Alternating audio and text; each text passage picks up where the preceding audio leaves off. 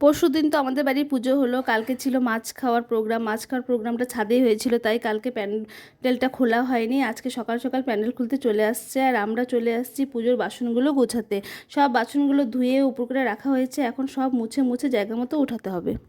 তাই তিনজনে মিলে সব বাসন গুছাতে শুরু করে দিলাম। আমাদের পুজোতে বাসনও লেগেছিল প্রচুর, বারবার তো উপর নিচ করা যায় না, তাই কাজটা একটু ভাগ করে নিলাম।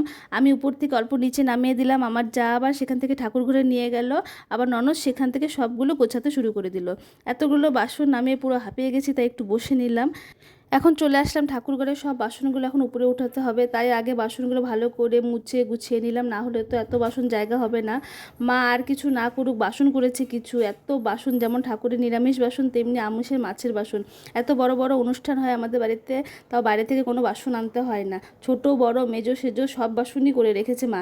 এদিকে যাকে উঠিয়ে দিলাম সিঁড়িতে উপরে ওঠানোর জন্য, কিন্তু ওর ভয় লাগছে বললে বলল আমি দাঁড়িয়ে দাঁড়িয়ে সব বাসনগুলো গুছিয়ে দিই। এই বাসন রাখার জায়গাটা বানিয়েছে অনেক বড়, কিন্তু উঠতে একটু ভয় লাগে। নামানোর সময় তো ননদের জামাই নামিয়ে দিয়েছিল, সেই সব বাসন নামিয়ে দিয়েছিল।